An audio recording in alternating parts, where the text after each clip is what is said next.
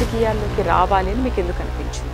ఆ ఊరు రాజకీయాలంతా కూడా వెస్లీ గారు, ఈ వీరయ్య పంచాయతీ ఏంటి? అంటే మీకు రాష్ట్ర కార్యదర్శి పదవి ఇచ్చారని చెప్పేసి, అంటే ఆయనకు దక్కాల్సింది మీకు దక్కింది అన్న చర్చ కూడా పార్టీలో జోరుగా జరుగుతుంది కదా, నిజమేనది? మా గ్రామంలో ఎప్పుడైతే అంతకుముందు లెఫ్ట్ పార్టీలు ఎటువంటి పోరాటం చేసినా మనం చూసాం, పోలీసులే వణికిపోయేవాళ్ళు. అన్ని రాజకీయ పార్టీలు ఒకటైతే కాంగ్రెస్ పార్టీని నిలదీయడంలో సిపిఎం విఫలమైంది అని అంటుంది. మనం సాయుధ పోరాటం చేస్తేనే సమసమాజం అంటారు, సమానత్వం అంటారు, కానీ ఒక దళితుడికి ఒక ప్రధాన కార్యదర్శిగా అవకాశం ఇవ్వడానికి కమ్యూనిస్టు పార్టీకి 100 ఏళ్ళు పట్టిందా? సిగ్గుగా అనిపించట్లేదా?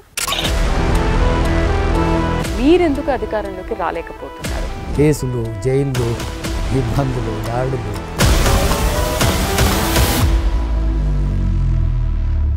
నమస్తే, welcome to Prime nine special chit chat. రాష్ట్ర చరిత్రలోనే ఒక దళితుడికి సిపిఎం రాష్ట్ర కార్యదర్శి పదవి దక్కడం అనేది తొలిసారి. మహబూబ్ నగర్ జిల్లా అమరిచింతకు చెందిన వెస్లీ ప్రస్తుతం సిపిఎం అనుబంధ కుల వివక్ష వ్యతిరేక పోరాట సమితి రాష్ట్ర అధ్యక్షుడిగా ఉన్నారు. ఒక నిరుపేద కుటుంబంలో పుట్టిన వెస్లీ ఇవాళ రాష్ట్ర కార్యదర్శిగా ఎలా ఎదిగారు, ఆయన అంతరంగం ఏమిటి, ఆయన మాటల్లోనే తెలుసుకుందాం.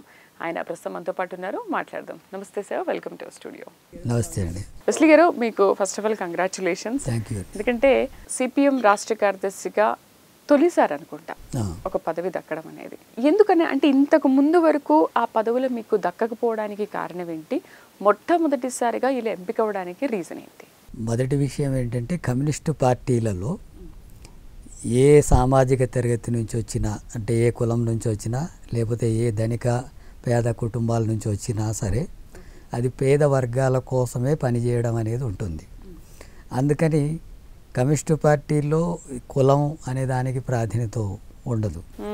ఈ కులానికి ఇవ్వాలి, ఈ కులానికి ఇవ్వకూడదు అనేది కాదు. అగ్రకులాల నుంచి వచ్చిన నాయకుడైనా సరే ఈ పేదవాళ్ళ కోసమే పనిచేయాలి, అణగారిన తరగతుల కోసమే పనిచేయాలి. మిగతా రాజకీయ పార్టీలకు దీనికి ఉన్న, కమ్యూనిస్ట్ పార్టీలకు ఉన్న తేడా అది. వేరే పార్టీల్లోనేమో ధనిక వర్గాల కోసం పనిచేయడానికి అవకాశం ఉంటుంది, ఇక్కడ అట్లా కాదు.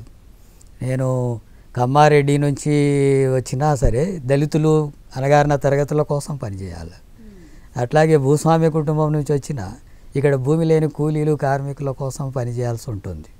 అందుకని ఎక్కడ ఏ తరగతి అనే దానికంటే కూడా ఎవరి కోసం పనిచేస్తారనే దాన్ని దృష్టిలో పెట్టుకొని ఇక్కడ బాధ్యతలు ఇవ్వడం జరుగుతుంది. ఆ నేపథ్యంలో వివిధ కులానికి లేదా ఆ తరగతికి ప్రాధాన్యత ఉండదు దీంట్లో అనే పాయింట్లో భాగంగా కూడా వీటిని మనం చూడవచ్చు. రెండవది, ఈ ఇటీవల కాలంలోనే ఈ సామాజిక తరగతుల నుంచి కూడా కొంచెం చదువుకొని ముందుకొచ్చి అన్ని విషయాల్లో నాయకులుగా ఎదగడం అనేటటువంటిది కూడా గతంతో పోల్చినప్పుడు లేదు. గతంలో దళితుల్లో చదువు తక్కువ, అట్లాగే ఈ పేద కుటుంబాల నుంచి కూడా తక్కువ. ఆ నేపథ్యం కూడా ఒకటి ఉంది. రెండవది ఏంటంటే, కమ్యూనిస్ట్ పార్టీ ఈ ప్రత్యేకంగా సిపిఎం పార్టీ ఈ తరగతుల నుంచి దళితులు, గిరిజనులు, మహిళల నుంచి లీడర్షిప్ను అభివృద్ధి చేయడానికి ప్రత్యేక ప్రణాళిక తీసుకొని పనిచేస్తుంది. వీటన్నిటి కారణం చేత ఇప్పుడు నాకు వెనకబడిపోవడం కాదు, అంటే అంతకుముందు పనిచేసినటువంటి వాళ్ళు ఈ సమస్యల మీద పని చేయకపోతే అప్పుడు మనం వెనకబడ్డట్టుగా లెక్క. ఇప్పుడు సుందరయ్య గారు ఉన్నారు, ఆయన రెడ్డి కులంలో పుట్టాడు, కానీ పనిచేసిందంతా జీవితం అంతా కూడా అణగారిన తరగతుల కోసం. అలాంటప్పుడు కులం ముఖ్యమా అని అనుకుంటే అది ముఖ్యంగా దళితుడా, బీసీనా అనే పాయింట్ ఆ రూపంలో రాదు. కమ్యూనిస్ట్ పార్టీలో ఉన్న ప్రత్యేకత అది. ఆ నేపథ్యంలో ఉంది. ఈ మధ్యకాలంలో లీడర్షిప్ కూడా ప్రత్యేకంగా తయారు చేసుకోవడం జరుగుతుంది. అందుకని వివిధ రాష్ట్రాల్లో అట్లాగే జిల్లాల్లో ఈ లీడర్షిప్ కూడా బాగా పెరిగింది ఇప్పుడు. ఎందుకని అలా పెంచుకున్నారు? అంటే లీడర్షిప్ క్వాలిటీస్ పెంచుకోకపోతే ముందుకు వెళ్ళలేమనుకున్నారా? అంటే ఆ సామాజిక తరగతుల నుంచి కూడా నాయకత్వం స్థానాల్లోకి రావడం అనేది కూడా అవసరం. ఈ ఉద్యమాలు ముందుకు సాగాలన్నా అలాంటి నాయకత్వం కూడా అభివృద్ధి చేసుకోవాల్సినటువంటి భారతదేశ ప్రత్యేక పరిస్థితుల్లో, ఈ దేశంలో ఉన్న కుల వ్యవస్థ, కుల అసమానతలు, ఈ నేపథ్యంలో అణగారిన తరగతుల నుంచి నాయకత్వాన్ని అభివృద్ధి చేసుకోవడం కూడా అవసరంగా ఉంది. అది ఉద్యమాలని ముందుకు తీసుకెళ్ళడానికి సహాయపడుతుంది.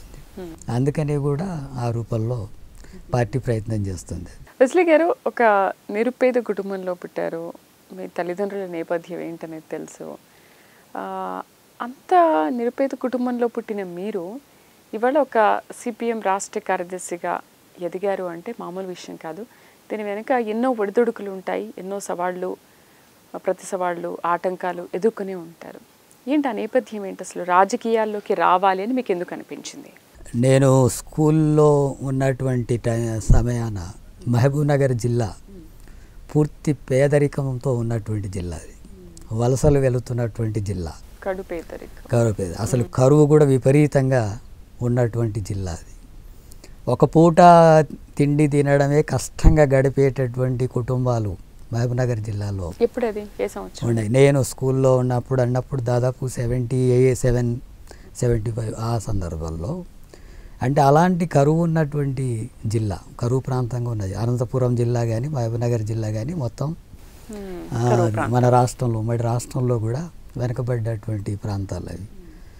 ఆ ప్రాంతాల్లో అక్కడ ఆ జిల్లా నుంచి నేను వచ్చాను. అన్నప్పుడు చిన్నప్పటి నుంచే ఆ పేదరికం వాటిని చూశాను నేను. అట్లాగే ఎప్పుడైతే ఇంత తీవ్రమైనటువంటి పేదరికం ఇవన్నీ కొనసాగుతున్నటువంటి క్రమంలో స్కూల్లో ఉన్నటువంటి సమయాన అక్కడ మాకు ఒక టీచరు, అభ్యుదయ భావాల్ని ప్రోత్సహించగలిగినటువంటి టీచరు ఉన్నాడు. ఆయన భగత్ సింగ్ గురించి, అల్లూరి సీతారామరాజు గురించి, దేశం కోసం జరిగినటువంటి పోరాటాల గురించి బాగా అద్భుతంగా చెప్పేవాడు. ఆ రూపంలో అట్రాక్ట్ అయింది. అట్లాగే మా కుటుంబంలో అక్కడ 6th క్లాస్లో భావజాలం, వామపక్ష భావజాలం వైపు ఆకర్షితులయ్యారు. అప్పటికే నాకంటే సీనియర్స్గా మా ఊర్లో ఉండేవాళ్ళు, మా అన్నోళ్ళు కూడా, అట్లాగే ఇతరులు కూడా ఈ వామపక్ష ఉద్యమాన్ని ఆ ప్రాంతంలో ప్రారంభించారు. అందుకని ఆ స్కూల్ నుంచి ఉన్న సమయాన ఈ భావాలు కొంత టీచర్ ద్వారా వచ్చినాయి. అట్లాగే ఆ ప్రాంతంలో ఉండేటటువంటి నాకంటే వయసున్న వాళ్ళు వీటిని ప్రారంభించారు. ఆ రూపంలో పేదరికాన్ని చూసినటువంటి వాడిని కాబట్టి దాన్ని అధిగమించాలంటే అనివార్యంగా ఇంతకంటే వేరే మార్గం లేదని ఆ రోజు నుంచి ప్రారంభమైన తర్వాత ఇప్పటి వరకు కసి కూడా నాలో ఉంది. ఆ పేదరికాన్ని నిర్మూలించుకోవాల్సిన అవసరం ఉంది. దానివల్ల ఎంతమంది నష్టపోతున్నారు, ఎంతమంది జీవితాలు పాడైపోతున్నాయి, దీనికంతా కూడా ఈ దోపిడీ వ్యవస్థనే కారణం అనేది నాకు బలంగా ఉంది. సో అక్కడి నుంచి ఒక సిపిఎం రాష్ట్ర కార్యదర్శిగా ఎదిగారు అంటే మామూలు విషయం కాదు కదా. అంచెలంచెలుగా ఎదుగుతూ వచ్చారు. మీకు అసలు కష్టం అంటే ఏంటో, ఎలా పైకి రావాలి ఏంటనేది చాలా ఒడిదొడుకుల్ని ఫేస్ చేసి వచ్చారు. ఏంటి మీ తల్లిదండ్రుల అభిప్రాయం ఏంటి? అండ్ మీరంత కడుపేదరికంలో వచ్చిన తర్వాత అసలు ఆ మహబూబ్ నగర్ని మీరేమన్నా అభివృద్ధి చేయడం ఏదైనా జరిగిందా, లేకపోతే పాలకులకి ఏమైనా చెప్పి మీరు రిక్వెస్ట్ చేయడం జరిగిందా, మా ఊరు ఇలా ఉంది కాబట్టి మా ఊరిని ఇలా అభివృద్ధి చేయాలని చెప్పి? మా గ్రామంలో ఎప్పుడైతే మా కుటుంబానికి సంబంధించి చూసినప్పుడు మా తండ్రి చిన్నప్పుడు చనిపోయాడు. మా అమ్మ ఒకతే వ్యవసాయము అట్లాగే బీడీ చేస్తూ కుటుంబాన్ని పోషించింది. అట్లాగే ఆ క్రమంలో మా కుటుంబం కూడా వలస వెళ్ళాల్సినటువంటి దుస్థితి కూడా ఏర్పడింది. జరిగింది. వెళ్ళినాం, కొంతకాలం వెళ్ళాం. వెళ్ళి మళ్ళీ గ్రామానికి రావడం, మహబూబ్నగర్ నుంచి హైదరాబాద్కి వచ్చాం. మళ్ళీ హైదరాబాద్ నుంచి మళ్ళీ నేను వెళ్ళాను ఆ రూపంలో. అంటే అలాంటి పరిస్థితి ఇవన్నీ కూడా ఉన్నాయి.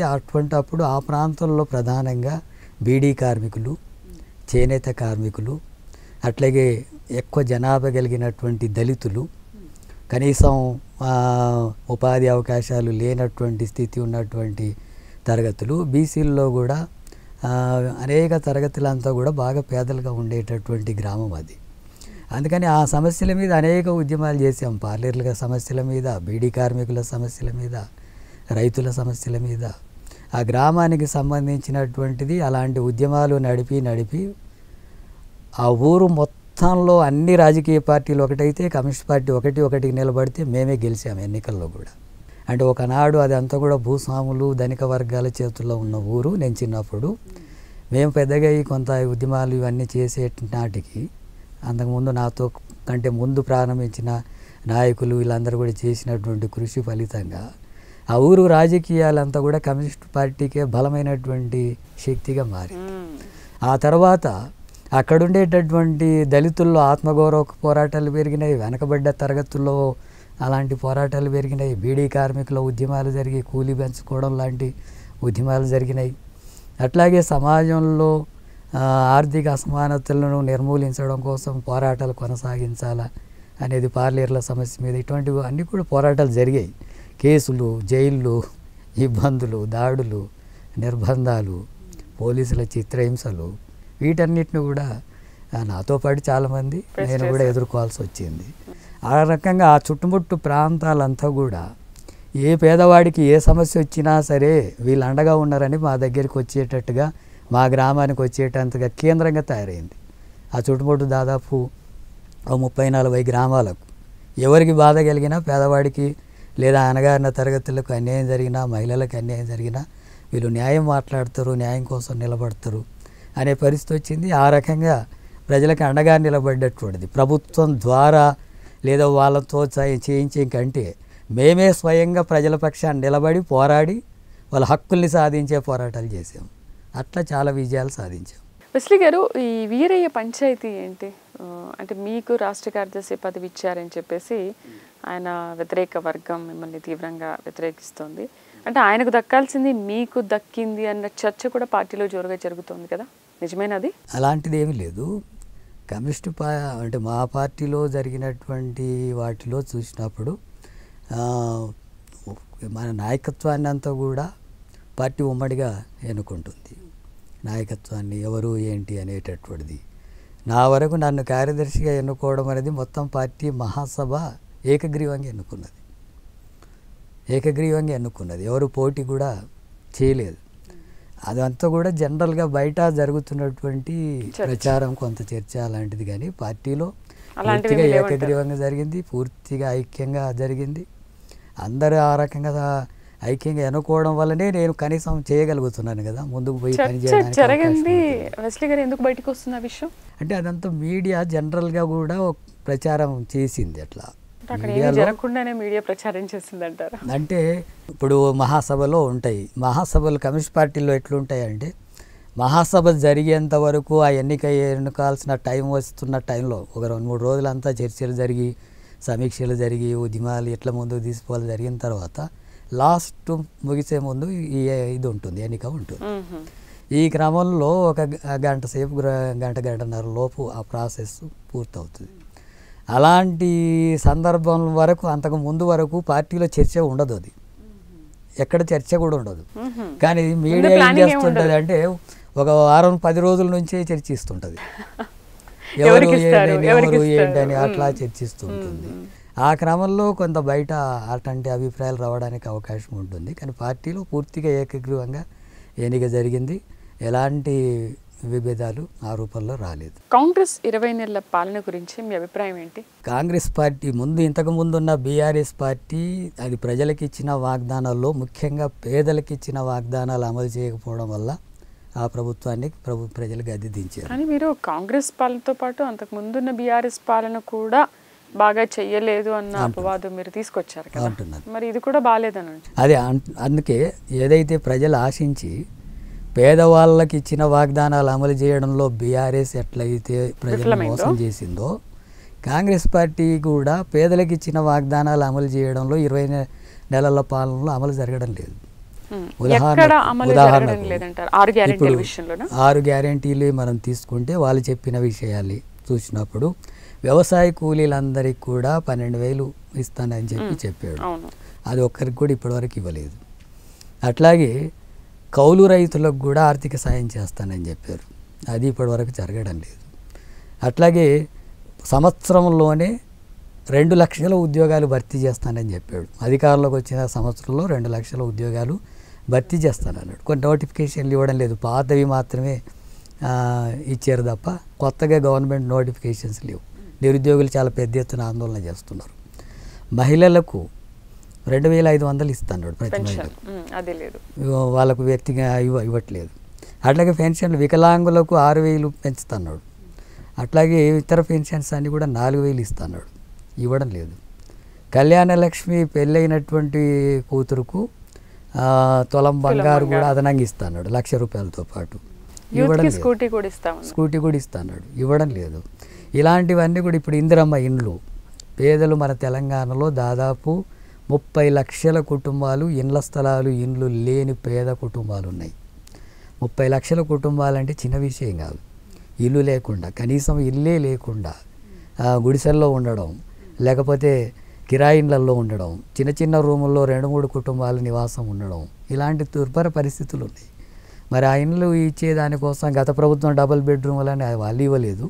వీళ్ళు అధికారంలోకి వచ్చిన తర్వాత వీళ్ళు కూడా ఇప్పటి వరకు ఇందిరమ్మ ఇండ్లకు సంబంధించింది 20 నెలలు అయింది, ఇవ్వడం లేదు. ఇప్పుడు నియోజకవర్గానికి ఒక 3,500 అని అంటున్నారు. ఆ 3,500 కూడా పూర్తి కావడం ఎప్పుడు, ఇవ్వడం ఎప్పుడు, మొత్తం 30 లక్షల కుటుంబాలకు ఇవ్వడం ఎప్పుడు? ఆ ప్రాసెస్లో చూసినప్పుడు బీఆర్ఎస్ పార్టీ పేదలకు ఇచ్చిన ఎట్లయితే విస్మరిస్తుందో కాంగ్రెస్ పార్టీ కూడా అదే పద్ధతిని అనుసరిస్తుంది. కాబట్టి ప్రజల్లో వ్యతిరేకత కూడా వస్తుంది. మేము అందుకే ప్రభుత్వానికి, ముఖ్యమంత్రి కూడా చెప్తున్నాం, మీరు ప్రజలకు ఇచ్చిన వాగ్దానాలు అమలు చేయకపోతే ప్రజా ఉద్యమాలు తప్పవు. ప్రజా ఉద్యమాలు ఇప్పుడు కాంగ్రెస్ 6 గ్యారెంటీలను అమలు చేయడంలో మాత్రమే విఫలమైందా, లేకపోతే కాంగ్రెస్ పాలన చేయడంలోనే విఫలమైందంటారా? కాంగ్రెస్ అయినా, బీఆర్ఎస్ అయినా, బీజేపీ అయినా, తెలుగుదేశం పార్టీ గతంలో ఉన్నదైనా, ఏ పార్టీ అయినా, ఈ పాలకులు ఎవరైనా సరే వీళ్ళంతా కూడా పెట్టుబడిదారులకు, భూస్వాములకు, ధనిక వర్గాల ప్రయోజనాలకు తప్ప సామాన్యమైనటువంటి రైతులు, కూలీలు, కార్మికుల పక్షాన ఉండే ప్రభుత్వాలే కావి. అందుకని ఆ ప్రభుత్వాల మీద మాకేం భ్రమలు లేవు. ప్రజలకే కొద్దిగా వాగ్దానాలు ఇచ్చి, మాయమాటలు చెప్పి, మోసం చేసి ఆ పార్టీని, ఈ పార్టీ అని, లేదా డబ్బులు ఇచ్చి ఆ రకంగా అధికారంలోకి వస్తున్నారు. కానీ అధికారంలోకి వస్తున్న ఏ పార్టీకి కూడా మొత్తం ఈ వ్యవస్థలో ఉండే పేద ధనిక వ్యత్యాసాలు నిర్మూలించాలనే ఎజెండా లేదు, అటువంటి కార్యాచరణ లేదు. అంటే తెలియక కాదు, వాళ్ళ ఉద్దేశమే అది కాదు. ఈ సంపద అంతా కూడా కొద్దిమంది చేతుల్లో పోగై ఉండాలా, వాళ్ళ విధానం అది. ఈ దేశ సంపద 1% ఉండే కార్పొరేట్ సంస్థల చేతుల్లో 40% సంపద ఉంది. 50% ఉండే సామాన్యమైనటువంటి పేదల చేతుల్లో 3% ఉంది. అంటే 3 రూపాయల్లో 50 మంది బ్రతుకుతే ఒకడు 40 రూపాయల్లో బ్రతుకుతున్నాడు ఈ దేశంలో. ఇంత తీవ్రమైన ఆర్థిక అసమానతలు ఉండడానికి ఈ పాలకులు కారణం. అందుకని వాళ్ళ విధానాలు లేవు. విద్య ఉంది, విద్య వ్యాపారంగా ఉంది మన దగ్గర. విద్య మేము మా కమ్యూనిస్ట్ పార్టీకి ఏమంటున్నాం, విద్య ఉచితంగా ఉండాలంటున్నాం, వైద్యం ఉచితంగా ఉండాలంటున్నాం, ప్రతి ఒక్కరికి పని చేసేటటువంటి హక్కు ఉండాలంటున్నాం. ఉద్యోగమా లేకపోతే ఇంకోట పని హక్కు ఉండాలి. అట్లాగే కుల అసమానతలు పోవాలి, స్త్రీ పురుష అసమానతలు పోవాలి. సమాజంలో పేద ధనిక అనే వ్యత్యాసాలు ఎందుకు ఉండాలి? అందరూ సమానంగా ఉండొద్దా? మనుషులందరూ కూడా సమానంగా ఉండాలి కదా ఈ దేశం మీద. ఈ దేశంలో పుట్టినటువంటి వాళ్ళు ఎందుకు కొంతమంది కోటీశ్వరులు, కొంతమంది పేదలు ఉండాలి?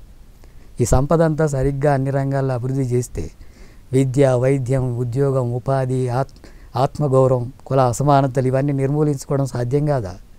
సాధ్యమైతే సమాజం ఎట్లుంటుంది, దేశం ఎట్లుంటుంది? వెస్లీ గారు, ఇప్పుడు ఇన్నేళ్ల నుంచి 10 ఏళ్ల నుంచి చూస్తున్నాము, 9.5 సంవత్సరాలు బీఆర్ఎస్ పరిపాలించింది, ఇప్పుడు 20 నెలల నుంచి కాంగ్రెస్ ఉంది. అంటే ఇన్ని సంవత్సరాల నుంచి ఎవరు ఏమీ చేయకుండానే ఈ మాత్రమైన అభివృద్ధి జరిగిందంటారు, జరగలేదంటారా? ఈ దేశంలో ఈ మేరకు అభివృద్ధి జరిగింది అనే దానికి కూడా మనం పరిశీలించినప్పుడు ఎవరు కారణం? ఈ దేశంలో ఉండే శ్రామిక వర్గాలే కారణం. ఈ కార్మికులు పని చేయకుండా, ఈ రైతులు పంటలు పండించకుండా, ఈ కూలీలు పని చేయకుండా ఈ దేశం అభివృద్ధి ఇంత జరుగుతుందా? సాధ్యమైందా? ఎవరు శ్రమ చేస్తారో వాళ్ళ సమస్యలు ఎందుకు పరిష్కరించడం లేదు అంటున్నాం మేము. దేశం అసలే అభివృద్ధి జరగలేదని కాదు.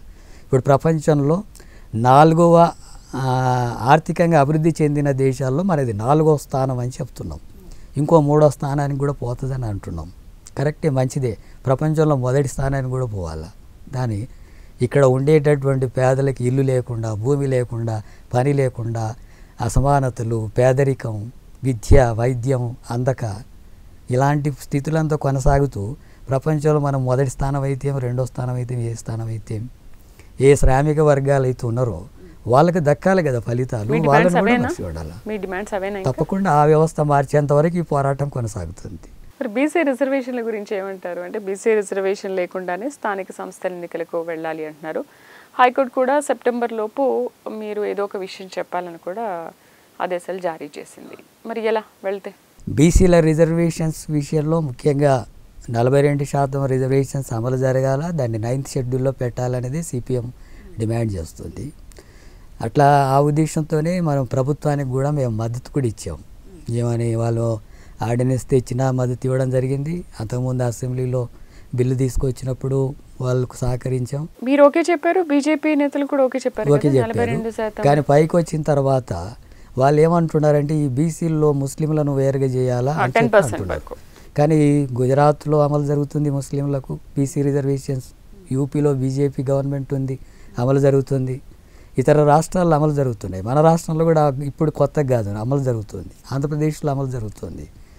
ముస్లింలు అంటే మతం ఆధారంగా రిజర్వేషన్స్ కాదు, వాళ్ళందరూ కూడా ఎటువంటి పనులు చేసేవాళ్ళు అంటే వీళ్ళు పాకీ పని చేసేవాళ్ళు, వాళ్ళకు రిజర్వేషన్ వద్దా?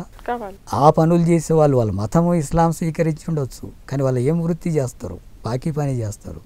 అట్లాగే రాళ్ళు కొట్టుకొని బ్రతికేటటువంటి వాళ్ళు, అట్లాగే పాత బట్టలన్నీ కూడా బొంతలు తయారు చేసి అమ్ముకునేవాళ్ళు, అత్తరులు అమ్ముకునేవాళ్ళు బస్ స్టాండ్లలో. ఇలాంటి పేదలు, కడుపేదలు, వాళ్ళకి కనీస విద్యా అవకాశాలు కూడా లేనటువంటి వాళ్ళు వెనకబడ్డ తరగతులు కాబట్టి వాళ్ళకి రిజర్వేషన్ అంటున్నాం. రిజర్వేషన్ అనేది ఇస్లాం తీసుకున్నారు కాబట్టి రిజర్వేషన్ వద్దు అంటే మరి హిందూ మతం తీసుకున్నందుకు కూడా వద్దా? క్రిస్టియన్ మతం తీసుకున్నందుకు కూడా వద్దా? బౌద్ధ మతం తీసుకున్నందుకు కూడా వద్దా? అసలు ఏ మతం తీసుకొని వాళ్ళకు మాత్రమే రిజర్వేషన్స్ ఉండాలా? మతం సమస్య కాదు, వెనకబడ్డ తరగతులు అవి. వెనకబడ్డ తరగతుల అభివృద్ధి కోసం రిజర్వేషన్స్ అమలు జరగాలంటున్నాం. అది రాజ్యాంగ స్ఫూర్తి. దానికి వ్యతిరేకంగా బీజేపీ మాట్లాడుతుంది. బీజేపీ అనేటటువంటిది అది మత రాజకీయాలను పెంచి పోషించే ధోరణి తప్ప ఈ దేశంలో ఉండే సమస్యలు పరిష్కరించాలనే దృష్టి దానికి లేదు. పూర్తిగా మతోన్మాద రాజకీయాలు, కార్పొరేట్ సంస్థలకు అండగా ఉండడం, అందువల్ల ఈ సమస్య ఆ రకంగా జరుగుతుంది. మేము ఇప్పటికైనా కేంద్రం మీద ఒత్తిడి తీసుకురావాలా, అట్లాగే అఖిలపక్షం ఆధ్వర్యంలో కేంద్ర ప్రభుత్వం మీద ఒత్తిడి తీసుకొచ్చి అమలు చేసేందుకు కృషి చేయాలనేది మేము డిమాండ్ చేస్తున్నాం. ఓకే, లెఫ్ట్ పార్టీలు అంటే ప్రజా సమస్యల కోసం పోరాడే పార్టీ అని మొదటి నుంచి అంటున్నారు. అండ్ మొదట్లో కూడా అలా చేశారు, కానీ ఇప్పుడు అలాంటివి ఏమీ కనిపించట్లేదు అన్న ఒక చర్చ కూడా ఉంది. మీరు స్టార్టింగ్లో అన్నారు అసలు వాళ్ళ కోసమే మా పోరాటం ఇదంతా అని చెప్పేసి, బట్ ఇప్పుడు ఆ పోరాటం కనిపిస్తుందా? మీరు అన్నట్టుగా కొంత ఇప్పుడు అసెంబ్లీ సీట్లో లేకపోతే ఓట్లో ఇలాంటివి చూసినప్పుడు కమ్యూనిస్ట్ పార్టీలు బలహీనపడ్డాయి ఒకప్పుడు ఉన్న దాంతో పోల్చినప్పుడు. కానీ ఉద్యమాల పరంగా చూసినప్పుడు ఈ రోజు వరకు కూడా పేదల తరఫున, కార్మికుల తరఫున పోరాడుతున్న పార్టీలు అంటే ఎర్రజెండా పార్టీలే, కమ్యూనిస్ట్ పార్టీలే. ఇటీవలనే దేశవ్యాప్తంగా కార్మికులు సమ్మె చేశారు. నెలకు 26,000 రూపాయలు ఇచ్చేటట్టుగా కనీస వేతన అమలు జరగాలని ఒక చట్టం కోసం పోరాడుతున్నారు. కోట్ల మంది పాల్గొన్నారు దేశవ్యాప్తంగా. తెలంగాణలో కూడా భారీ లక్షల సంఖ్యలో పాల్గొన్నారు. కమ్యూనిస్ట్ పార్టీల ఆధ్వర్యంలో జరిగినటువంటిది అది. అట్లాగే ఇప్పుడు ఇండ్ల స్థలాలు లేనటువంటిది ప్రభుత్వం ఇవ్వడం లేదు, కానీ కమ్యూనిస్ట్ పార్టీల ఆధ్వర్యంలో దాదాపు ఒక 100 కేంద్రాల్లో పేదలకి గుడిసెలేసి ప్రభుత్వ స్థలాల్లో గుడిసెలు వేయించి ఆ పోరాటం చేస్తున్నాం. ఇప్పుడు పోరాటాలు ఏమైనా ఇప్పుడే నేను ఇప్పుడే చెప్తాను. ఎందుకంటే ఇప్పుడు పోరాటాలు చేస్తున్నారా లేదా అనే విషయం పక్కన పెడితే, అంతకుముందు లెఫ్ట్ పార్టీలు ఎటువంటి పోరాటం చేసినా మనం చూసాం, పోలీసులే వణికిపోయేవాళ్ళు. కానీ ఇప్పుడు అంత ఆ స్థాయిలో పోరాటాలు చేయట్లేదనే విమర్శలు కూడా వినిపిస్తున్నాయి. ఎందుకు? దాన్ని ఏమైనా కొంచెం తగ్గించుకున్నారా? తగ్గించుకోవడం కాదు, కొంత పరిస్థితులు కూడా కొన్ని రకాలుగా ఇప్పుడు ఏంటంటే తెలంగాణలో ఇక్కడ మన ఆంధ్రప్రదేశ్, ఉమ్మడి ఆంధ్రప్రదేశ్లో చూసినప్పుడు ఆంధ్ర తెలంగాణ ఉద్యమాలు, ప్రత్యేక రాష్ట్ర ఉద్యమాలు జరిగినాయి. ఈ ప్రత్యేక రాష్ట్ర ఉద్యమాలు జరిగే క్రమంలో వర్గ పోరాటాలు వెనక్కిపోతాయి. పేద ధనిక అసమానతలు నిర్మూలించాలని మేము పోరాడదాం అంటుంటే, లేదా ఆంధ్ర తెలంగాణ పోరాటాలే ప్రధానంగా ముందుకొచ్చినప్పుడు మా ఉద్యమాలు కొంత వెనక్కిపోయినటువంటి సందర్భం ఉంది. అంత మాత్రాన ఆ సందర్భంలో ఏ ఉద్యమాలు చేయలేదని కాదు, చేసినప్పటికీ కూడా దాన్ని ప్రజలు గమనించగలిగినట్టుగా, లేకపోతే ఇతరులు ప్రభావితం చేసేటంతగా అప్పుడు చేసింది గుర్తుంచుకోరు కదా వెస్లీ గారు. అవును, అప్పుడు చేసింది గుర్తుంచుకోరు. ఇప్పుడు మనకి ఏం కావాలి, ఇప్పుడు మన కోసం వీళ్ళు ఏం చేస్తున్నారు ఆరోపణలు ఉంది కదా. ఆ తర్వాత రెండో పరిణామం కూడా ఏంటంటే, ప్రత్యేక రాష్ట్రం సాధించినాక తెలంగాణ రాష్ట్రం వచ్చింది, కొత్త ప్రభుత్వం వచ్చింది కాబట్టి ఏదైనా చేస్తుందనే భ్రమలు కూడా ప్రజలకు ఉన్నాయి. ఆ భ్రమలు కూడా తీరిపోయినాయి. ఇప్పుడు అట్లా కూడా ఏమీ సాధ్యం కాదు. మన రాష్ట్రం వచ్చింది, మన వాళ్ళే పాలకులుగా ఉన్నారు, అయినా సరే ఏమీ జరగడం లేదనేది వచ్చింది. సరే బీఆర్ఎస్ కాలేదు కాబట్టి ఇప్పుడు కాంగ్రెస్ అన్న ఏమైనా చేస్తుందని చూశారు మొన్న. ఈ 20 నెలల తర్వాత కాంగ్రెస్ కూడా చేయడం లేదనేది వచ్చింది. ఇక ముందు మీరే చూడబోయేది ఏంటంటే ప్రజా ఉద్యమాలు, ఎర్రజెండా పోరాటాలు. మీరు తెలంగాణ అంతా కూడా ఇప్పుడు గ్రామాన ఒక 2 నెలల నుంచి ప్రజా సమస్యల మీద సిపిఎం పార్టీ ఆధ్వర్యంలో గ్రామాన పోరాటాలు జరుగుతున్నాయి. అవి రాష్ట్ర స్థాయిలో ప్రచారం రావడానికి ఆ రూపంలో రాకపోవచ్చు. ఇళ్ల స్థలాల సమస్య మీద, భూ సమస్యల మీద, ధరణి సమస్యల మీద, అట్లాగే మంచినీళ్ళు, రోడ్లు, స్కూళ్ళు, హాస్టల్స్ లేదు జరుగుతున్నాయి.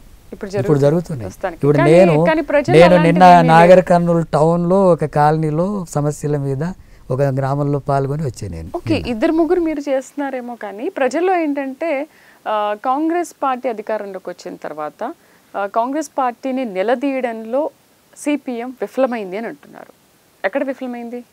ప్రజలు ఎందుకు అలా అనుకుంటున్నారు? వాళ్ళలో సిపిఎం అలాంటిది లేదు. సిపిఎం పార్టీ ఆధ్వర్యంలో కాంగ్రెస్ అధికారంలోకి వచ్చిన తర్వాత కొంత సమయం అధికారంలోకి వచ్చింది కాబట్టి కొన్నిసార్లు వినతి పత్రాలు ఇవ్వడం, దృష్టికి తేవడం, అలాంటి రూపంలో కొంత చేసాం. ఆ తర్వాత ఇప్పుడు ప్రజా ఉద్యమాలు, ప్రజా పోరాటాల కార్యక్రమాన్ని తీసుకున్నాం మేము. ఇప్పుడు ఆ రూపంలోనే జరుగుతుంది. ఇప్పుడు ఈ తర్వాత ఇంకా బలమైనటువంటి పోరాటాలు ముందుకు వస్తాయి. రాష్ట్రంలో ఇళ్ల స్థలాల పోరాటం ఒక బలమైన ఉద్యమంగా రాబోతుంది. భూ సమస్యల మీద పోరాటాలు జరుగుతున్నాయి, ఎక్కడికక్కడ జరుగుతున్నాయి. కానీ రాష్ట్ర స్థాయిలోనే ఒక బలమైన ఉద్యమం, ప్రభావితం చేసే ఉద్యమం ప్రస్తుతానికి లేదు. మీరు అన్నట్టుగా ఎక్కడికక్కడ గ్రామాల్లో అలాంటి పోరాటాలు ఏమీ కలిసి ఉండవా? అప్పుడు వచ్చే ఎన్నికల్లో కూడా కలిసి ఏమైనా పోటీ చేస్తాయా, లేదు విడివిడిగానే అట్లా ఉంటారా? పోయిన అసెంబ్లీలో మేము వాళ్ళు కలిసి పనిచేయలేదు. వాళ్ళు కాంగ్రెస్తో కలిసి పనిచేశారు సిపిఐ. మేము సొంతగా పోటీ చేసాం. మేము పోటీ చేయని దగ్గర బీజేపీకి వ్యతిరేకంగా కాంగ్రెస్కు, కొన్ని ప్రాంతాల్లో బీఆర్ఎస్ కూడా చేసాం ఆ రూపంలో. ఇప్పుడు స్థానిక సంస్థల ఎన్నికల్లో కూడా మా పార్టీగా సొంతగా ప్రిపేర్ అవుతున్నాం. వామపక్షాలు, సిపిఐ, మిగతా కమ్యూనిస్ట్ పార్టీలు వస్తే వాటన్నిటిని కూడా కలుపుకొని ఒక ప్రత్యామ్నాయంగా పోవాలని చెప్పి భావిస్తున్నాం. ఆ క్రమంలో ఇంకేదైనా అవకాశం ఉండి లెఫ్ట్ పార్టీలంతా ఆలోచిస్తే అప్పుడు ఏం చేయాలనేటటువంటిది నోటిఫికేషన్ వస్తే పరిశీలిస్తాం. అది ప్రస్తుతానికైతే మేము సొంతగానే పోటీకి సన్నద్ధం అవుతున్నాం. అయితే దేశంలో కమ్యూనిస్ట్ పార్టీల జాబితా వెతికితే దాదాపు కొన్ని వేల సంఖ్యలో కమ్యూనిస్ట్ గ్రూపులు ఉండేవి. బట్ రాను దాంట్లో చీలికలు ఏర్పడ్డాయా? ఎందుకు ఏర్పడ్డాయి? కారణం ఏంటి దానికి? కమ్యూనిస్ట్ పార్టీలు కొన్ని చీలికలు ఇవన్నీ కూడా జరిగినాయి. అయితే ఎంఎల్ పార్టీలు కూడా చాలా గ్రూప్స్ వచ్చినాయి, నక్సలైట్ పార్టీలు ఇవన్నీ. అంటే ఈ దేశంలో శ్రామిక వర్గాల రాజ్యం స్థాపించాలనేది కమ్యూనిస్టుల లక్ష్యం. ఆ లక్ష్యాన్ని సాధించాలనే దాంట్లో ఒక్కొక్క విధానాలు సిద్ధాంతపరంగా చూసినప్పుడు పెద్ద తేడా లేదు. కానీ ఎట్లా సాధించాలి అది అన్నప్పుడు ఎన్నికలు, పోరాటాలు, ఉద్యమాలు అని చెప్పి కొన్ని పార్టీలు, ఈ ఎన్నికలు ఇవన్నీ కూడా కాదు, మనం సాయుధ పోరాటం చేస్తేనే మార్గం, అందుకని సాయుధ పోరాటం ద్వారా దీన్ని మొత్తం మనం బలవంతంగా ముందుకు తీసుకురావాలా. బట్టి చూస్తుంటే మీ శత్రువు బీజేపీనా కాంగ్రెస్? మొత్తం దేశంలో చూసినప్పుడు మొదటి శత్రువు కాంగ్రెస్, ఇది బీజేపీ. బీజేపీ ఎందుకు శత్రువు అంటే అది కార్పొరేట్ సంస్థల దోపిడీకి అనుకూలంగా ఉండడమే కాకుండా అది మతోన్మాద రాజకీయాలను కూడా చేస్తుంది. అందుకని మా మొదటి ప్రధాన శత్రువు బీజేపీ. బీజేపీ అంటే కేవలం కార్పొరేట్ అంటే ఇప్పుడు వాళ్ళంతా కూడా ఇప్పుడు ఈ దేశంలో ఉండే కార్పొరేట్ సంస్థలంతా బీజేపీ వెనకాల ఉన్నారు కాబట్టి బీజేపీ అధికారంలో ఉంది. అంతకు తప్పించి బీజేపీ పరిపాలనలో మీకు ఎటువంటి సందేహం లేదు, బీజేపీ చక్కటి పరిపాలన అందిస్తుంది అనుకుంటా. బీజేపీ 100% వ్యతిరేకమైనటువంటి పాలన కొనసాగిస్తుంది. అది రాజ్యాంగాన్ని నిర్వీర్యం చేస్తుంది. అట్లాగే ఇచ్చిన పేదలకు ఇచ్చిన ఏ హామీ జరగలేదు. ఆయన కూడా సంవత్సరానికి 1 కోటి ఉద్యోగాలు అన్నాడు, ఇవ్వలేదు. ఉన్న ఉద్యోగాలు తీసేస్తున్నాడు. సంవత్సరానికి 2 కోట్లు అన్నాడు. ఈయన ఇప్పటి వరకు మన దగ్గర ఒక కొత్తగా కేంద్రం నుంచి ఉద్యోగాలు వచ్చినటువంటిది లేదు. అట్లాగే మొత్తం దేశంలో ఉండే కార్మికులంతా, రైతులంతా కూడా భూమి నిర్వాసితులు అవుతున్నటువంటి వాళ్ళది కానీ, అట్లాగే రైతులకు ఇస్తున్నటువంటి గిట్టుబాటు ధర కావాలనే పోరాటాలు పెద్ద ఎత్తున చేసినప్పుడు వాళ్ళని రైతులను అణచివేసే కార్యక్రమం జరిగింది. అనేక మంది రైతులు ఆత్మహత్యలు చేసుకోవాల్సిన పరిస్థితి వచ్చింది. అయినా ఆ రైతుల సమస్యలు పరిష్కరించలేదు. వ్యవసాయ కూలీల సమస్యలు, ఉపాధి కూలీలకు పని కల్పించే దాంట్లో ఆయన సంవత్సరానికి 200 రోజులు పని ఇవ్వాలా, మాకు రోజుకు 600 కూలి ఇవ్వాలని చెప్పి అడుగుతున్నారు కూలీలు. 2 లక్షల కోట్లు అవుతాయి అంతే మొత్తం, కానీ ఇవ్వడం లేదు. 80,000 కోట్లు కూడా సరిగ్గా ఇవ్వడం లేదు. 30 కోట్ల మంది పైగా ఉపాధి కూలీలు ఉన్నారు. పని చేసి బ్రతుకుతామంటే ఈ 48 లక్షల కోట్లలో 2 లక్షల కోట్లు పెద్ద సమస్య కాదు. కార్పొరేట్ సంస్థలకు లక్షల కోట్లు మాఫీ చేస్తారు వాళ్ళు, 5-6 లక్షల కోట్లు మాఫీ చేస్తారు వాళ్ళకు. వీళ్ళకు 2 లక్షలు కూడా ఇవ్వరు 30 కోట్ల మంది కూలీలకు. అట్లాగే దేశవ్యాప్తంగా ఉన్న కార్మికులు కనీస వేతనం 26,000 అమలు చేయండి, ఆ చట్టం తేండి అంటే తేవడం లేదు. 8 గంటల నుంచి ఇప్పుడు 10 గంటలు 12 గంటలు పని చేయాలంటున్నారు. చట్టం ఉల్టా తీసుకొస్తున్నారు. అంటే కార్మికులకు, రైతులకు, కూలీలకు వ్యతిరేకంగా ఉంది. నిరుద్యోగ సమస్య ఉంది. అట్లాగే ఎస్సీ, ఎస్టీ, బీసీ, మైనార్టీలు, మహిళల హక్కులకు కూడా వ్యతిరేకంగా ఉంది. అది వాళ్ళకి సంబంధించిన ఏ రిజర్వేషన్స్ సరిగ్గా అమలు జరగలేదు. ఏంటంటే ప్రభుత్వ రంగమే ప్రైవేట్ అవుతుంది. ప్రైవేట్లో రిజర్వేషన్స్ టోటల్గా విఫలమైంది. అది కేవలం మతాన్ని ఆధారం చేసుకొని మత భావాల్ని రెచ్చగొట్టి అధికారంలో కొనసాగాలని చెప్పి చూస్తుంది. అట్లాగే రాజ్యాంగ సంస్థలు నిర్వీర్యం చేసుకొని ఎన్నికల కమిషన్ను తన పరిధిలోకి మార్చుకొని బూటకపు ఎన్నికలు, అంటే ఓట్లన్నీ కూడా దొంగ ఓట్లు కొనసాగేటట్టుగా అవకాశం ఇచ్చేటట్టుగా ఎన్నికల కమిషన్ వ్యవహరించడం, సిబిఐ వ్యతిరేకంగా ఉన్న వాళ్ళ మీద కేసులు పెట్టి వాళ్ళని లొంగదీసేటట్టుగా చేయడం, న్యాయస్థానాల్లో కూడా ఇప్పుడు ఆ పాత్ర పోషిస్తున్నారు. పార్లమెంట్ ఉంది అనుకోండి, పార్లమెంటులో ప్రజా సమస్యలు చర్చ జరగవు. ప్రతిపక్షాలు మాట్లాడితే ప్రతిపక్షాలను కూడా బహిష్కరణ చేసేస్తారు. మణిపూర్లో తీవ్రమైనటువంటి హింస జరిగితే, మహిళల్ని నగ్నంగా ఊరేగిస్తే పార్లమెంట్లో చర్చ జరగాలి అని అన్ని పార్టీలు అంటే చర్చించలేదు. 140 మందిని మొత్తం సస్పెండ్ చేశారు. మరి ఇలాంటిది ఎట్ట ప్రభుత్వం అది ప్రజలకు అనుకూలమైంది అవుతుంది? పూర్తి నియంతృత్వ ధోరణితో వ్యవహరిస్తున్న ప్రభుత్వం. దాన్ని గద్దె దించాల్సిన అవసరం ఉంది. వచ్చే ఎన్నికల్లో గ్యారెంటీగా ప్రజలు దాన్ని గద్దె దించుతారు. వెస్లీ గారు, సిపిఐ, సిపిఎం, మావోయిస్ట్ పార్టీ, అసలు ఈ మూడింటికి తేడా ఏంటి? సిపిఎం పార్టీ ఈ శ్రామిక వర్గాల విముక్తి కోసం ప్రజా ఉద్యమాలని, పోరాటాలను నిర్వహిస్తూ ఒక ప్రత్యామ్నాయ రాజకీయాలతోన ముందుకు పోవాలని చెప్పి భావిస్తుంది. అట్లాగే ఎన్నికల్లో పాల్గొంటుంది. ఎన్నికల ద్వారా కూడా ప్రజల్ని చైతన్యవంతం చేసేటటువంటి కార్యాచరణ ఉంటుంది. అట్లాగే దాని వరకే పరిమితం కాకుండా ప్రతిఘటన పోరాటాలు కూడా నిర్వహించి ప్రజల్ని ఆ రూపంలో చైతన్యవంతం చేసేటటువంటిది. అట్లా శ్రామిక వర్గాన్ని, రాజ్యాన్ని సాధించాలనేది సిపిఎం లైన్. మావోయిస్టులకు సంబంధించినటువంటిది ఎన్నికలు ఇవన్నీ కూడా బూటకం. దీనివల్ల మనం దూరంగా ఉంటారు, వాళ్ళు పూర్తిగా డిఫరెంట్. కాబట్టి వాళ్ళని ఏమంటే సాయుధ పోరాటం ద్వారానే బలవంతంగా ఈ శ్రామిక వర్గాల రాజ్యాన్ని స్థాపించాలనేది వాళ్ళు అనుకుంటారు. ప్రజలు అట్లా సిద్ధంగా లేరు, ప్రజలకు అంత చైతన్యం లేదు. తమ ఓటును వాళ్ళే సరిగా వేసేటటువంటి చైతన్యం లేని దశలో సాయుధ పోరాటానికి సిద్ధం అవుతారా అనేటటువంటి విషయాలు, విభేదాలు ఉన్నాయి వాళ్ళకు మాకు. కానీ ఆ రకమైనటువంటి వ్యక్తి వాళ్ళు చేసే ఎత్తుగడలు వీటన్నిటి మీద కూడా మాకు కొన్ని భిన్నమైనటువంటివి ఉన్నాయి. అట్లాగే సిపిఐకి సంబంధించినటువంటిది కూడా మొట్టమొదటి నుంచి కూడా సిపిఐ, సిపిఎంకు వచ్చినటువంటి దాంట్లో కాంగ్రెస్ పార్టీలో కొంత సోషలిస్టు భావాలని ముందుకు తీసుకొచ్చి ఆ సోషలిస్ట్ వ్యవస్థను తీసుకొస్తుంది అని చెప్పి అంచనాలో సిపిఐ ఉంది. సిపిఎం అట్లా లేదు. కాంగ్రెస్ సోషలిస్టు విధానాలు ముందుకు తీసుకురావడం అనేది సాధ్యం కాదు. మనమే ప్రత్యామ్నాయంగా ముందుకు పోవాలనేది సిపిఎం భావించింది. ఆ క్రమంలో కొన్ని విషయాలు వాళ్ళకు మాకు వ్యత్యాసాలు ఉన్నాయి. కానీ అంత వ్యత్యాసాలు కొన్ని ఉన్నప్పటికీ ప్రస్తుతం సిపిఐలో కూడా చాలా విషయాల్లో మార్పులు ఉన్నాయి. భవిష్యత్తులో సిపిఐ, సిపిఎం ఇప్పుడు కలిసి పనిచేస్తున్నాయి. భవిష్యత్తులో ఇంకా ఐక్యత పెరిగే అవకాశం ఉంది ఆ రెండింటి మధ్య. ప్రారంభంలో అలాంటి విభేదాలతో విడిపోయింది సిపిఐ, సిపిఎం. కానీ ప్రస్తుతం వీలైనంత కలిసి పనిచేయడానికి అనుకూలమైన పరిస్థితులు వచ్చినాయి. ఇప్పటివరకు వామపక్షాలుగా కలిసి పనిచేస్తున్నాం. మన తెలంగాణలో 9 కమ్యూనిస్ట్ పార్టీలు కలిసి పనిచేస్తున్నాయి. ఇక్కడ మీ పార్టీ సిపిఎం పార్టీ చెబుతున్న ఒక లక్ష్యం ఏంటి? జనతా ప్రజాతంత్ర విప్లవం. దీని లక్ష్యం ఏంటి అసలు? అంటే ఈరోజు ప్రజాస్వామ్య వ్యవస్థ కొనసాగుతుంది అని ప్రచారం జరిగినప్పటికీ ప్రజలకు ప్రజాస్వామిక హక్కుల అమలు జరగడం లేదు. ముఖ్యంగా ఈ శ్రామిక వర్గాల హక్కుల అమలు జరగడం లేదు, అణగారిన తరగతుల యొక్క హక్కుల అమలు జరగడం లేదు.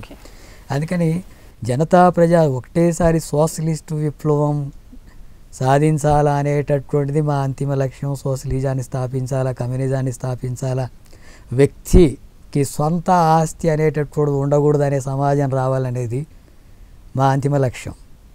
అంటే నీకు ఒక 1,00,000 కోట్లు ఉండి నాకు 1,00,000 రూపాయలు కూడా లేకుండా ఉండే వ్యవస్థ ఇప్పుడు ఉంది. ఇటువంటిది కాదు. అసలు సొంత ఆస్తి ఎందుకు ఉండాలి? అది అంతా కూడా ప్రభుత్వం పరమై ఉండాలి. ఆ రూపంలో ఉండేటటువంటి విధానాలు ఉన్నాయి. ఇప్పుడు భూమి ఉంది. భూమి అంతా కూడా భూస్వాముల చేతుల్లో ఉండి అత్యధిక మంది భూమి మీద పనిచేసే కూలీల చేతుల్లో సెంటు భూమి కూడా లేదు. మరి ఎట్లా పేదరికం పోతుంది? భూమి పంపిణీ జరగాలి కదా.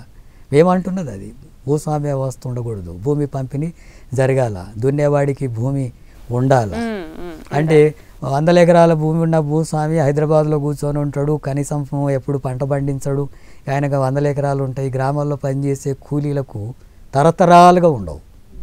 అంటే వాళ్ళ తాతకు భూమి ఉండదు, తండ్రికి భూమి ఉండదు, తనకు ఉండదు, తన కొడుకు ఉండదు, మునుమనుమడికి కూడా భూమి ఉండదు. కూలే ఉండాలి. తరతరాలుగా కూలీ ఎందుకు ఉండాలి? తరతరాలుగా భూస్వామిగానే ఎందుకు ఉండాలి? తరతరాలుగా ధనికుడుగా వాళ్ళు ఉండాలి, పేదలుగా వీళ్ళు ఎందుకు ఉండాలి?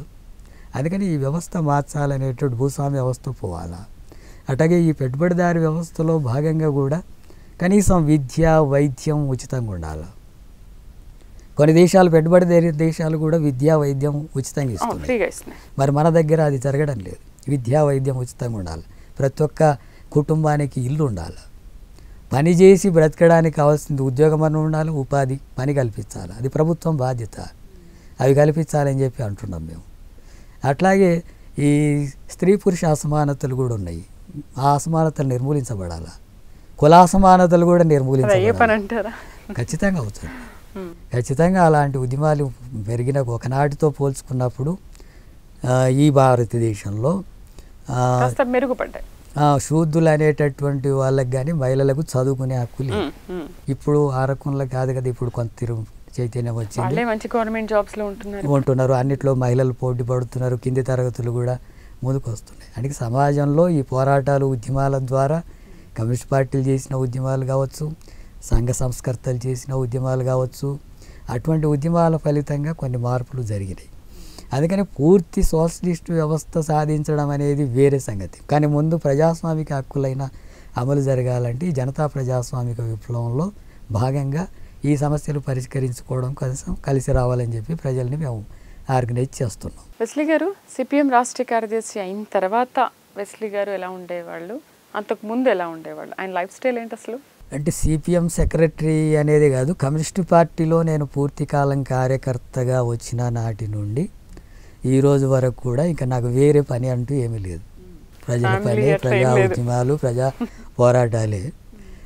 పెళ్ళి కూడా నేను చాలా లేటుగా చేసుకున్నా ఈ ఉద్యమాలు వీటి వల్ల. అవి అయిన తర్వాత కూడా నేను కుటుంబాన్ని పట్టించుకునేది పెద్దగా ఏమీ ఇంకా వాళ్ళు అలవాటు పడిపోయింది. ఆ రూపంలో ఉంటుంది. ఇంకా ప్రజా సమస్యల మీద నిరంతరం పనిచేయడానికి నా శక్తి మేరకు ఆ రోజు నుంచైనా ఈ రోజు నుంచైనా ఆ రూపంలో పనిచేస్తున్నాను. రాష్ట్ర కార్యదర్శి అయిన తర్వాత ఈ బాధ్యత మరింత ముఖ్యమైనటువంటిది. ఇంకా రాష్ట్ర వ్యాప్తంగా ఇలాంటి ఉద్యమాలని ప్రభావితం చేసేటట్టుగా పార్టీ నాయకత్వాన్ని అందరం కలిసి ముందుకు పోయేటటువంటి పద్ధతుల్లో ఉండేటప్పుడు కార్యదర్శిగా నాకు అదనపు బాధ్యత కూడా కొంత ఉంటుంది.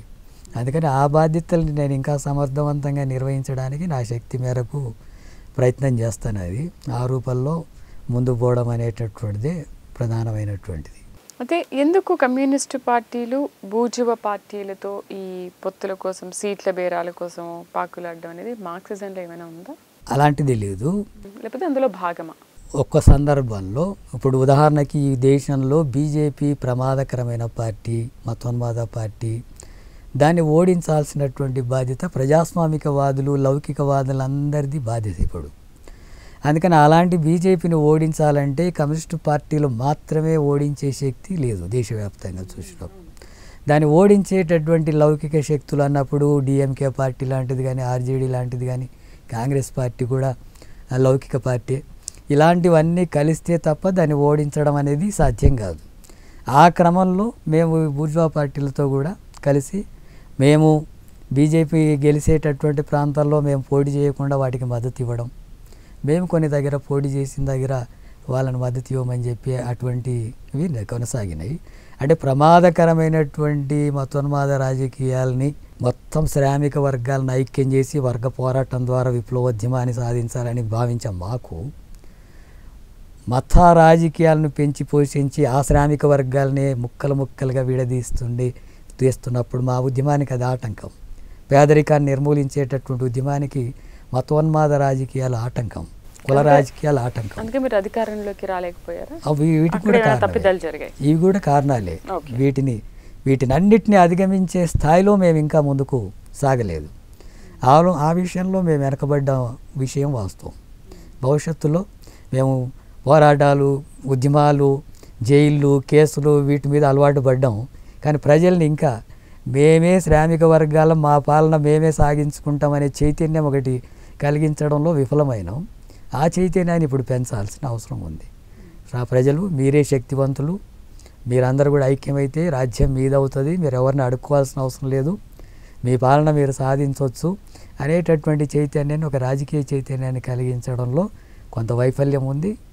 ఆ వైఫల్యంతో పాటు ఇలాంటి ఆటంకాలు ఉన్నాయి. కుల రాజకీయాలు కానీ, మత రాజకీయాలు, అట్లాగే కార్పొరేట్ శక్తులు, వీటన్నిటి అండదండలతోనే మేము వెనకబడుతున్నటువంటిది వాస్తవం. కానీ ఇది ఎంతో కాలం ఉండదు, తప్పకుండా అనివార్యంగా మార్పు జరుగుతుంది. మీరు ఇంత పోరాటం చేస్తున్నారు, మీ నేపథ్యం చాలా గొప్పది.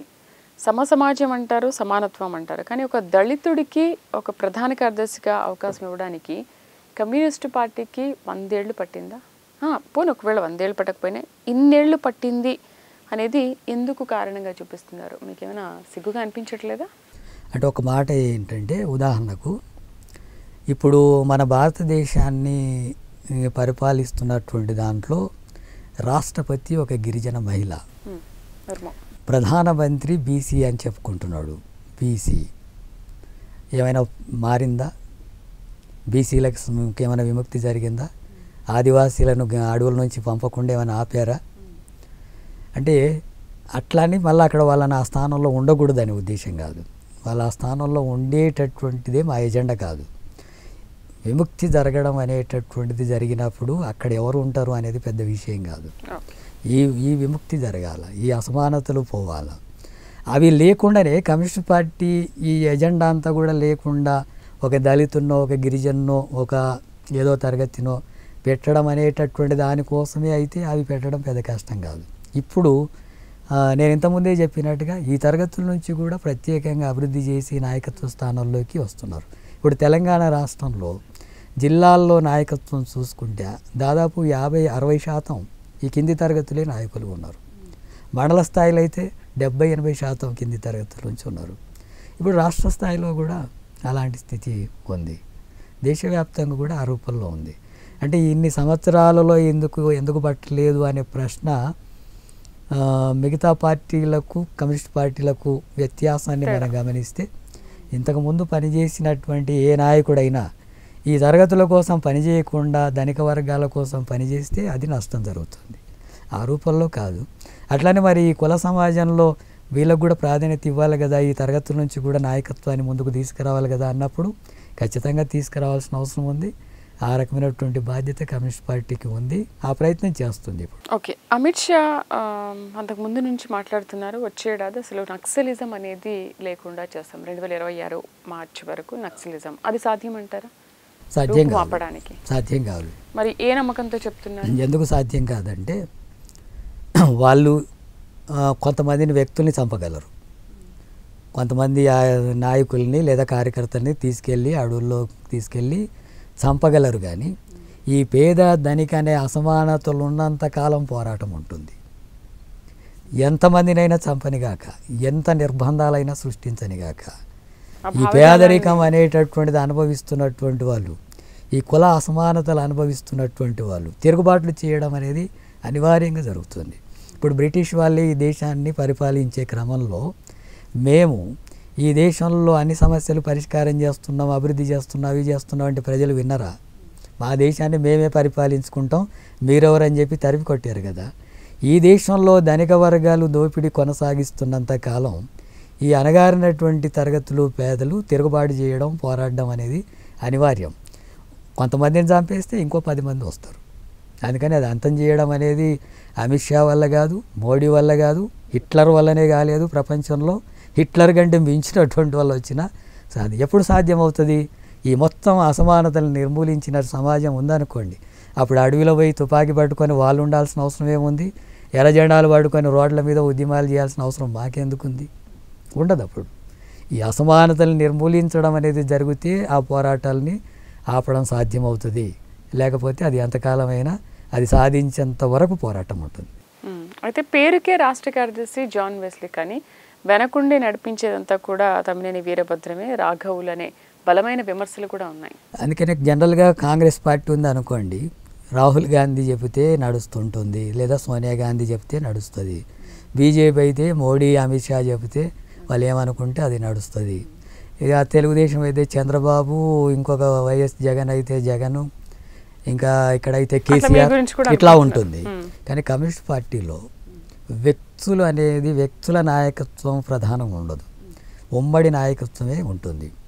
ఉమ్మడి నాయకత్వం తీసుకునేటటువంటి నిర్ణయాల ఆధారంగానే ఎవరైనా సరే దాన్ని అమలు చేయాల్సి ఉంటుంది. అది రాఘవులైనా అదే చేయాల్సి ఉంటుంది, తమ్మినేనైనా అదే చేయాల్సి ఉంటుంది, నేనైనా అదే చేయాల్సి ఉంటుంది. అంతకుముందు ఉన్న నాయకులైనా అదే చేశారు. ఇక ముందు వచ్చే నాయకులు కూడా కమ్యూనిస్ట్ పార్టీలో వ్యక్తి నిర్ణయాలు ఉండవు, ఉమ్మడి నిర్ణయాలే ఉంటాయి. అందుకని ఉమ్మడి నిర్ణయాలు అమలు జరిగేటప్పుడు అది వ్యక్తులు ప్రధానం అప్రధానం అనేది కాకపోతే వాళ్ళు చాలా ముఖ్యమైనటువంటి నాయకులుగా, చాలా కాలం పనిచేసిన నాయకులుగా, గుర్తింపు ఉన్నటువంటి నాయకులుగా ఉన్నారు కాబట్టి ఆ ఇన్ఫ్లుయెన్స్ ప్రజల మీద కూడా ఉంటుంది. అంటే ఇప్పుడు పార్టీకి సంబంధించిన ఏదైనా విషయాలు కానీ, ఏదైనా కార్యక్రమాలు కానీ అన్ని కూడా మీ చేతుల్లో ఉండవా? మొత్తం అందరం కలిసి నిర్ణయం, అంటే పార్టీ కార్యదర్శి వీళ్ళే చెయ్యాలి, వెస్లీ మాత్రమే చెయ్యాలని ఉండదు, అట్లా ఉండదు. అంటే నిర్ణయం అనేటటువంటిది ఉమ్మడిగా ఉంటుంది. చేయాల్సినప్పుడు నేను ఏడిపోవాలనో నేను ఆడిపోవాల్సి ఉంటుంది, వాళ్ళు ఎక్కడ పోవాలనో వాళ్ళు అడిపోవాల్సి ఉంటుంది, వ్యక్తిగా కూడా చేయాల్సింది ఉంటుంది. కానీ నిర్ణయం వ్యక్తిగా ఉండదు. ఒక లీడర్ అంటే ఎవరు ఉంటారు మీ దాంట్లో? లీడర్ అన్నప్పుడు ఇప్పుడు రాష్ట్ర కార్యదర్శిగా నేను రాష్ట్ర కార్యదర్శిని, మా సిపిఎం పార్టీలో కార్యదర్శి ప్రధానం, నేను రాష్ట్ర కార్యదర్శిని. కానీ నేను రాష్ట్ర కార్యదర్శిని కాబట్టి అని నేను నా ఇష్టం వచ్చినట్టు నిర్ణయాలు చేసి అమలు చేయడానికి ఉండదు. ఉమ్మడిగా కార్యదర్శి వర్గం ఉంటుంది, రాష్ట్ర కమిటీ ఉంటుంది. ఆ రాష్ట్ర కమిటీలు చేసినటువంటి నిర్ణయాలని అమలు చేయాల్సి ఉంటుంది. ఈ రాష్ట్ర కమిటీ కూడా మహాసభలు జరుగుతాయి. మహాసభల్లో ఏ విధానాలు అయితే రూపొందించుకున్నామో ఆ మహాసభల ఆధారంగానే ఈ రాష్ట్ర కమిటీ కూడా పనిచేయాల్సి ఉంటుంది. ఆ మహాసభకు భిన్నంగా రాష్ట్ర కమిటీ కూడా పనిచేయడానికి ఉండదు కమ్యూనిస్ట్ పార్టీల్లో. ఒకవేళ అటు ఉండకపోతే అనేక రూపాల్లో దారి మళ్ళుతాయి ఉద్యమాలు. వ్యక్తులుగా బలహీనపడతారు. వ్యక్తులుగా ఏ నిర్ణయాలైనా ఇది కావచ్చు, లేదా కొన్ని పొరపాట్లు కూడా చేయవచ్చు.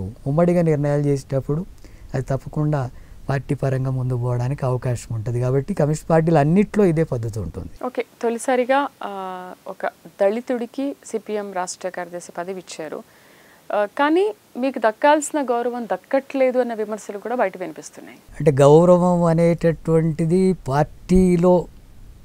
పార్టీగా కానీ ప్రజల్లో కానీ సానుకూలంగానే ఉంది, చాలా సానుకూలంగా ఉంది, చాలా సహకారంగా కూడా ఉంది, ఒక రకంగా ప్రోత్సాహం కూడా ఉంది. అంటే ఇతర పార్టీలు చేస్తున్న విమర్శలు అంటారు, ప్రోత్సాహం కూడా ఉంది.